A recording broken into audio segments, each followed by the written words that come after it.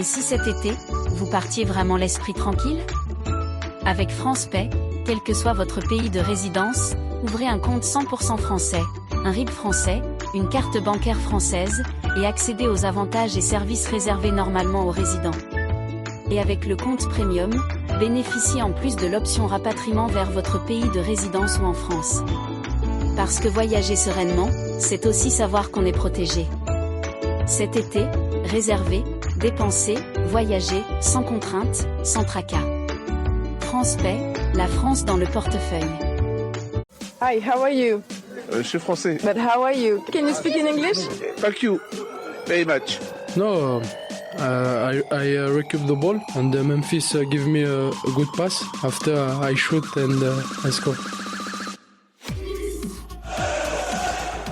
FC Expat, l'actualité football des Français à l'étranger avec Caroline Ettori et Jérémy Michel. Bonjour les amis, très heureux de vous retrouver pour ce nouvel FC Expat. Je suis en compagnie de l'indestructible capitaine de notre équipe, Caroline Ettori. Comment ça va aujourd'hui? Ça va très bien, Jérémy, et vous? Eh bien écoutez, plutôt pas mal, mais qui vient rejoindre et renforcer notre équipe? Alors aujourd'hui, je vous propose de partir pour les Pays-Bas, direction Tilburg. Nous avons rendez-vous avec Thomas Didion Eudel, qui n'est autre que le gardien de but du Willem II, le club de la ville. Alors Thomas, bonjour et merci d'avoir accepté notre invitation. Bonjour, merci de me recevoir. Plaisir partagé. Alors Thomas, vous êtes originaire de Seclin, mais le club qui vous ouvrira les portes du football professionnel, c'est le FC Metz. Centre de formation, découvert de la Ligue 1 lors de la saison 2016-2017, vous avez 21 ans. À partir de là, votre cœur et votre jeu balancent entre le club lorrain et la Belgique.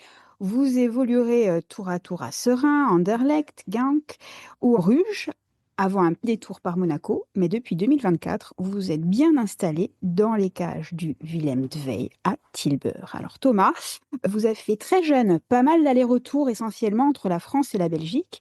Qu'avez-vous appris de ces différentes expériences? Culturellement, au début, beaucoup, parce que même s'il n'y avait pas nécessairement la barrière de la langue en fonction de où je me situais en Belgique, la culture était sensiblement différente, donc ce qui, en tout cas pour des jeunes années, facilite cette transition.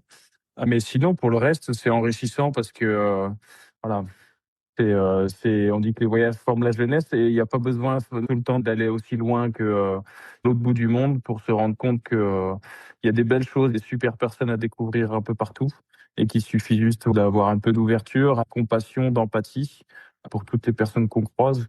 Et c'est ça qui permet des rencontres qui marquent des vies, la plupart du temps d'ailleurs. Et Thomas, selon vous, le gardien de but est-il un joueur de football comme les autres? Est-ce que son statut est différent entre la France, la Belgique, les Pays-Bas? Je pense qu'il n'a pas de nationalité, le gardien de but. Est-ce que c'est un joueur à part pour autant? Je pense parce qu'il a un aspect psychologique qui est tout à fait unique. Et de fait, il a une gestion dans un groupe qui est tout à fait unique. On ne gère pas ses gardiens comme on gère ses milieux de terrain. Je pense que c'est quelque chose qui est avéré. On a eu une tendance un peu à mettre les gardiens en concurrence et puis on se rend compte que finalement, ils font plus prône aux erreurs. C'est un débat qui reste ouvert. Je reste persuadé qu'il est unique parce qu'il pardonne pas l'erreur et que n'importe quel autre poste le pardonne un peu plus. Et c'est aussi ce qui fait sa beauté. C'est cette dualité, cette dichotomie qui est un peu à l'extrême. Et c'est ce qui le rend attirant, selon moi, quoi. Je ne peux qu'aller dans votre sens. À mon modeste niveau, je fus aussi gardien, donc je partage tout à fait ce que vous venez de dire, surtout qu'en plus, vous avez fait évoluer ce poste en devenant un héros il y a quelques semaines avec un geste assez inhabituel, puisque vous avez marqué le dernier tir au but qui permet l'accession de votre club en première division. Franchement, pied gauche, lucarne, il était magnifique. Alors, est-ce que vous vous êtes entraîné avant de tirer ce penalty? Et qu'est-ce que vous avez ressenti à ce moment-là? Est-ce que là, c'est plus un gardien, c'est plus un attaquant, c'est un joueur heureux, en fait, qu'on a vu aussi en images? Ouais, c'est vrai que c'est un peu cocasse vu de l'extérieur, mais oui, on s'est entraîné là-dessus, c'est pas un hasard, parce que ça a été des barrages qui se sont étalés dans le temps, parce que tant que tu gagnes, tu avances dans ce processus des playoffs, et du coup, à chaque étape de ces playoffs, on pouvait se retrouver dans une séance de tir au but, donc on a pratiqué ces séances-là tout du long, et puis je les ai tous marqués, et puis ça s'est plutôt bien passé. Sauf qu'en fait, il faut remettre les choses en contexte, c'est qu'on a joué 6 matchs en 2 semaines et demie. Donc, on a eu beaucoup de joueurs très fatigués et on a été jusqu'en prolongation sur ce dernier match. Et on a eu une vague de chaleur aux Pays-Bas sur les 2 jours avant le match où on est passé de 15 degrés à 28 degrés. Jouer 120 minutes sous 28 degrés alors que aucun joueur de champ n'avait l'habitude, ça a forcé à faire énormément de changements. Et on s'est retrouvé avec peu de joueurs d'expérience finalement à la fin du temps réglementaire et des prolongations.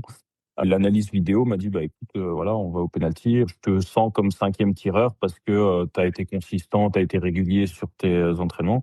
Et voilà, je pense que tu as l'expérience pour le faire. Donc j'ai dit OK. Et puis c'est une question de concentration, de feeling, mais c'était quelque chose de pratiqué, donc c'était pas un accident non plus, quoi. C'est pas un accident, mais ça doit faire plaisir. Et puis aussi de voir votre nom dans le 11 des Français du week-end de l'équipe avec à l'affiche des joueurs comme Kylian Mbappé, ça doit aussi faire plaisir. Ouais, alors c'est toujours bien, mais de l'extérieur, mais j'ai pas besoin que l'équipe ait regardé un demi-match pour savoir si j'ai fait un bon ou un mauvais match. J'ai déjà eu, ça m'est déjà arrivé cette saison, Ouais. où c'était aussi l'année dernière où j'ai eu des copains de France qui m'ont dit: «Ah, t'es dans l'équipe type et tout, ouais», et je me disais: «Mais j'ai rien fait ce match-là, quoi, je comprends pas», donc je sais pas c'est quoi leur méthode. C'est comme les méthodes de notation, tu vois?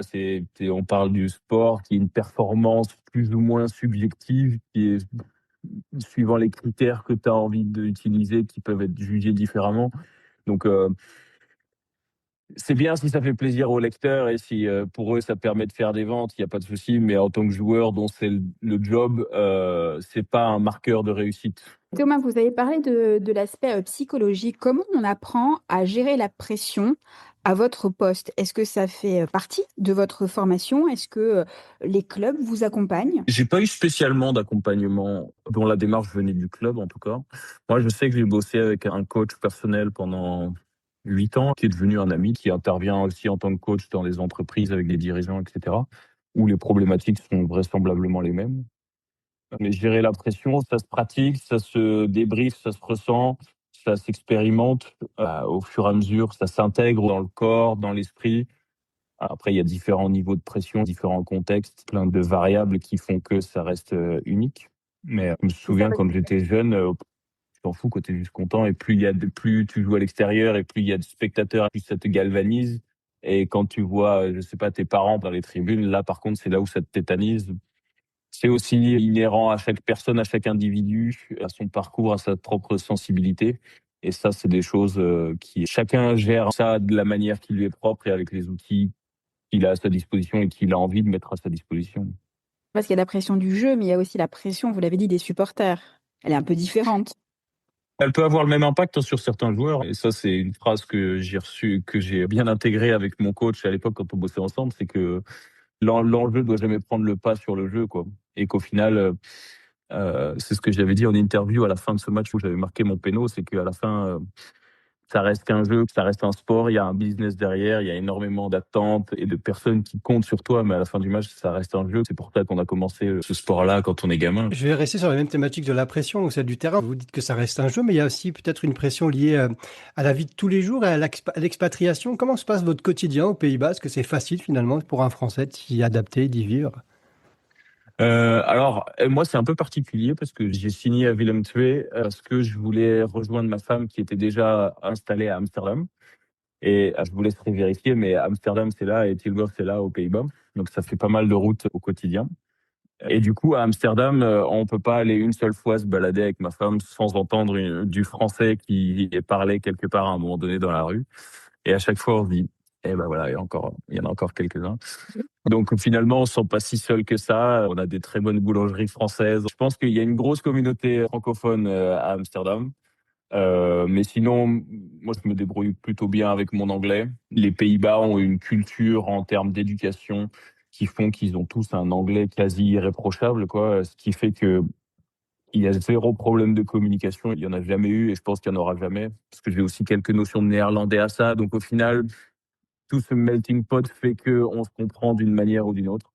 Alors, c'est un vrai bonheur, les Pays-Bas. Caroline le disait en début d'émission, vous avez aussi évolué en Belgique, votre parcours est largement tourné vers l'étranger. Est-ce que c'est ce vécu que vous souhaitez transmettre avec la nouvelle structure que vous venez de créer, Beyond the Pitch? D'ailleurs, pourquoi avoir lancé ce projet? Peut-être nous dire quelques mots sur l'objectif de celui-ci. Je ne sais pas si à la base, il avait vraiment pour but d'intégrer cette dimension internationale. C'était juste à la base, je me suis dit que avec 13 ans de carrière, il m'était arrivé pas mal de choses. Et j'en ai souvent rigolé avec ma femme en me disant que j'aurais vraiment dû en faire un bouquin de ça. Et au final, je me suis dit, un bouquin, personne va le lire, quoi. Et du coup, j'ai commencé juste, en fait, à noter des idées un peu, à poser des idées à plat et des domaines où je me dis, qu'est-ce que j'aurais voulu savoir, moi, à 17 ans, quand j'ai commencé ma carrière? Et que j'ai dû apprendre à force d'erreurs ou à force de personnes qui un peu, pas m'ont exploité, mais qui m'ont orienté vers la solution qui les arrangeait eux et qui faisait que moi, je me rendais pas compte de ce qu'ils jouaient derrière en coulisses, quoi. Donc, de ce postulat-là, en fait, est partie l'idée de vouloir aider des joueurs dans différents aspects qui touchent à une carrière professionnelle. Voilà, partager un vécu et de transformer en quelque chose un peu éducationnel, quoi. C'est utiliser mon expérience pour le traduire dans un fait qui va être théorique. Donc je t'ai dit, voilà, si j'ai un agent qui s'est bien servi dans mon dos, et cetera, c'est pour moi de te dire: «OK, comment est-ce que tu peux reconnaître un agent s'il va justement être, assez honnête sur sa rémunération? Et est-ce que ça va servir toi à construire une relation saine avec une personne comme ça, en fonction de ce que tu vas entendre et en fonction des questions que toi tu vas pouvoir poser et des réponses que tu vas avoir?» J'aborde différents sujets là-dedans. Je crois pas que l'expatriation en est une parce que c'est très subjectif. Beaucoup de personnes qui vont le vivre différemment. Pour certains, ça va être un choix. Pour d'autres, une contrainte qui va être subie. Heu, mais c'est aussi pour ça que j'ai créé Beyond the Pitch, qui est plus une formation théorique et je donne la possibilité à des joueurs de pouvoir réserver 1 heure avec moi, pour dire: «OK, si tu as un problème, on va échanger en particulier sur ta situation». Donc c'était un peu ça l'idée, c'était vraiment de partager avec des jeunes joueurs, et de leur faire gagner du temps. On m'a toujours dit qu'il faut payer pour apprendre et moi j'ai beaucoup payé.